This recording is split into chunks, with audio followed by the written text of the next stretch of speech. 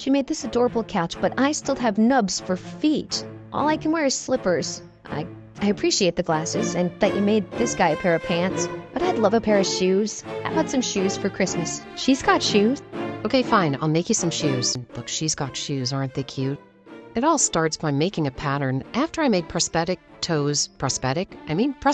I made a pattern, and as a kid I had a dollhouse and it never got finished. It was because I just didn't even know where to start. Instead of looking back on my life and thinking, why did I never do that? I'm just doing it. I turned these shoes into these shoes. How cute is that? If I had to do it all over again, I would search harder to find thin leather, maybe even venture out to the leather store. Instead, I went to the thrift store and bought some used shoes. I call this character Mini-Me too. She is a stop-motion puppet made of wire and balsa wood and a little clay, some fabrics, lots of glue, and she is fully posable. Here she is trying to tie her shoes, which was just impossible, so I had to switch out the string to a type of string that didn't come apart.